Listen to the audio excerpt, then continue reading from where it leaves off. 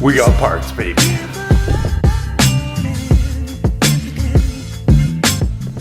Welcome back to the channel, boys. I hope you guys are doing well. Today we have more parts that come in the mail for the Civic to make this whole turbo kit work. The most exciting is our new rad from Yonaka. It's their dual core slim rad with their aluminum shroud and efan, so that should give us the room we need to clear the downpipe.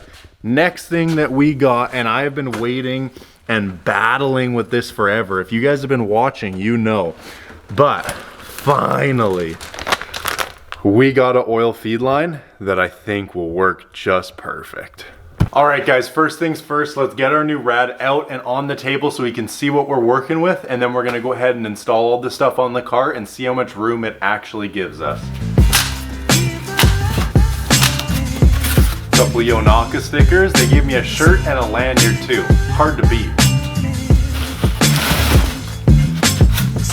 Sheesh. This is a really sick little rad. You got the slim fan on the back with the shroud. You pretty much need a shroud. Slim fans don't work great without them. 1-to-1 Yonaka rad cap, flying lead harness, Boss Yonaka on the side. I mean, for the price I paid for this thing, I'm finding it hard to complain here.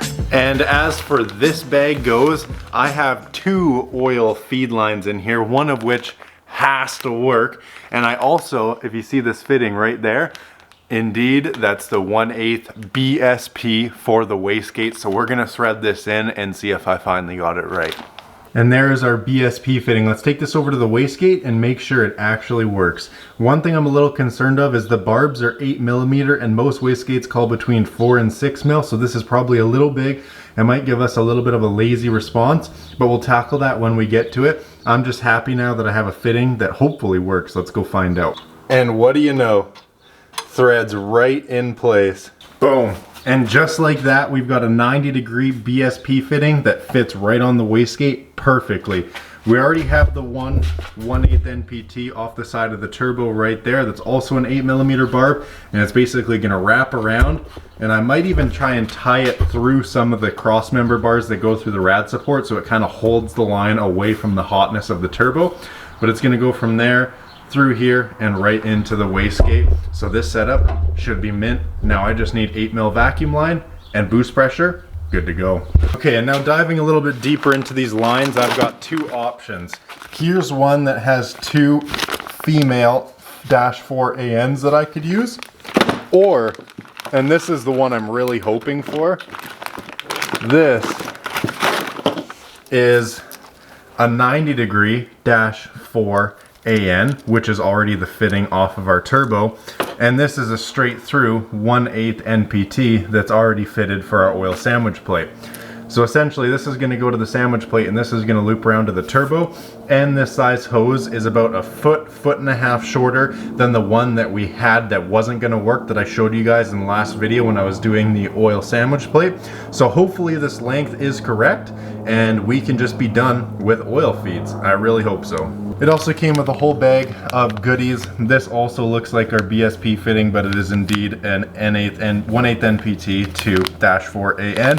And then you have a couple reducers and such, but it's kind of nice that they include a kit like this for you. Hopefully I won't need any of those fittings and we can just go straight to the line and call it a day. Well, there was no way in hell that that was happening underneath the car, so I had to go ahead and take the sandwich plate off, and now I'm just gonna thread it on like this, and then we'll put the sandwich plate back on when this line is installed. God, these lines don't have very much flex to them, so it's kind of hard to operate with. But now I can get it positioned outside of the car, which will be much better. Well, the line is on and it looks like it's gonna be a perfect shot to the turbo there. We got a little bit of a bunch of line, but hopefully we can tuck that. One thing that's not going ideally is with this hose on the sandwich plate, I can't quite get the sandwich plate tight enough with a little crescent wrench that fits in there, and it's a 1-inch socket, and I do not have a 1-inch deep socket. So I need to run to the hardware store so I can buy a 1-inch deep socket so I can tighten that sandwich plate to where it won't leak oil, and then we can put this line on the top of the turbo and kind of see where we can go ahead and hide the rest of this line so it doesn't look like a big ribbon of line hanging out here. But I think the oil feed is finally, knock on wood, about to be done. Pumped. All right, boys, back from the hardware store. We have a 1" and 1/16 socket, and that fits perfectly over our sandwich plate. So I'm gonna go ahead, throw a ratchet on this, tighten the sandwich plate, put the filter back on, and then we can put the line on the turbo and move on to our nice new rad.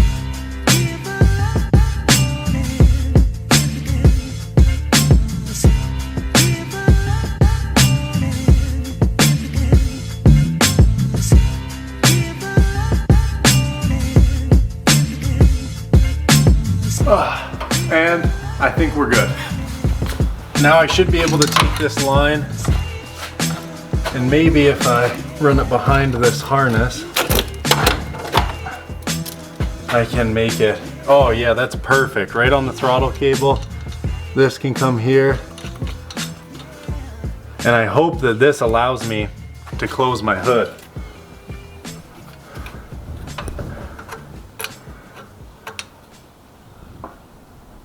All right, that is on there solid, and boom, there is our oil feed line, boys. All right, and there we have it, boys. It is secured onto the feed of the turbo, completely upright, so we shouldn't have any oil pooling issues. Then what I can do is get a couple P-clamps for here to kind of hold this hose down just like that, and then it just kind of loops around and goes back into the abyss there. So with this kind of lined up with the B16 galley, just like that, a couple P-clamps holding it on, that'll look super clean, and it goes right around into our oil sandwich plate that's just down there. You can kind of see the oil filter. Yeah, boom, goes right in there. So this setup should now be 100% finished. Now let me take the new rad, drop it into the posts, maybe connect these hoses. I'll probably just chuck these hoses on, and then we can see how much clearance it gives us for a downpipe.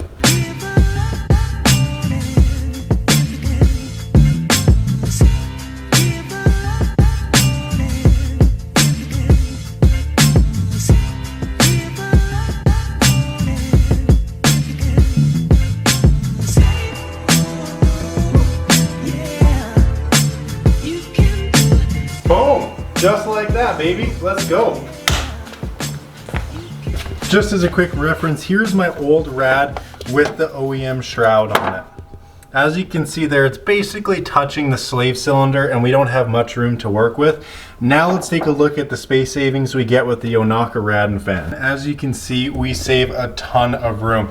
I still don't know if it's going to be enough for a downpipe. Another thing that we could do is cut off this V-band and weld a 90-degree. So instead of the wastegate sitting horizontally like this, it would sit vertically like this, saving all this open space where the top of the wastegate is to make room for a downpipe.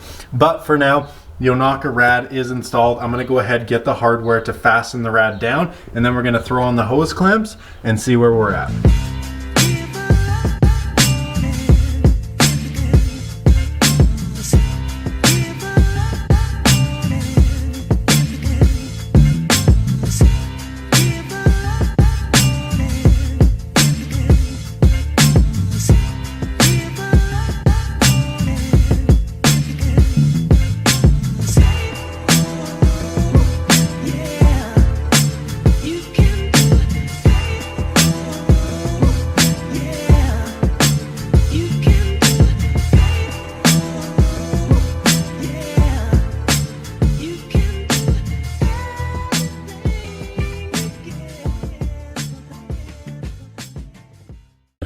We have done it. What seemed to be the hardest part of this setup was finding room for a downpipe, which I think we have found, and if we haven't, we have a plan to find that room. And another big thing was the turbo feed line right here that is installed on the engine. So all these hiccups have now been resolved. Let's take a look at what we've done.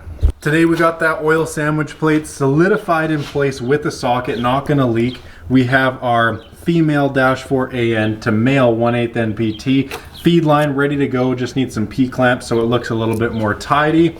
We have got our BSP fitting on our wastegate, and like I said, if there's still not enough room for a downpipe, we're going to cut this V-band off the manifold, weld on a 90, and then this wastegate is going to be sitting like this. So this head of it will be back here, and it'll be in line just like that.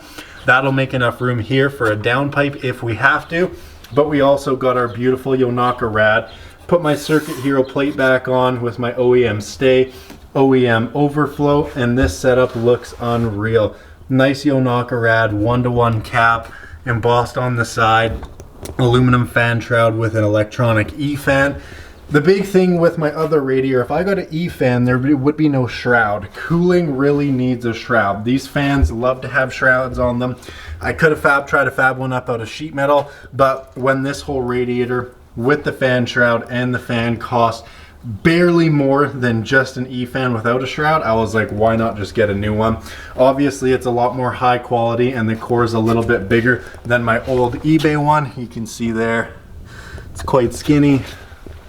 This one is way fatter. So although it doesn't give us the most space possible, at least it's not touching the slave cylinder anymore. It's a little bit more out of sight, out of mind, and pleasing to the eye. But boys, this engine bay is coming together. I just have to make the dash 10 oil drain for the turbo because the feed is now done. We have to get our exhaust fabbed up, fuel pump, injectors, map sensor in, and then we can get this thing tuned, and it's gonna be making some steam, let me tell you. Get all my junk off the top of this engine so we can kind of see what we're working with. Front mount intercooler, just need some pipes fabbed and welded for that. Turbo kit installed, just need the exhaust welded, and we need a vacuum line from wastegate to boost pressure off the side of the compressor housing. Yonaka rad in there with the slim fan and the shroud. God, this thing is looking good. Can't forget too, we got to put our HKS knockoff SSQV blow-off valve in there. Take this valve cover off and paint it because let's be honest, this looks absolutely hideous. Gonna polish up all the raised emblems and just powder coat it OEM wrinkle red.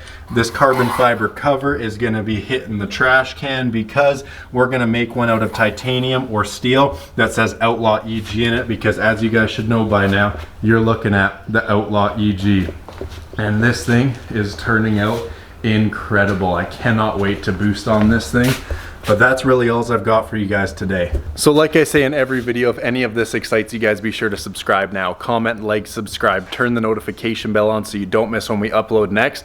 This car will be boosting down the road in no time, and hopefully we can take it out to a couple drag racing events this year. They're just 8th mile, but at least we'll be able to get to run it against some other fast cars and see what it does and see what it lays down for some 8th mile times. But I'm so excited with how this build is coming out, and I hope you guys are too. Follow along with me to get this thing finished and see it boosting down the road. It'll be soon, I'm telling you guys. Until then, peace out.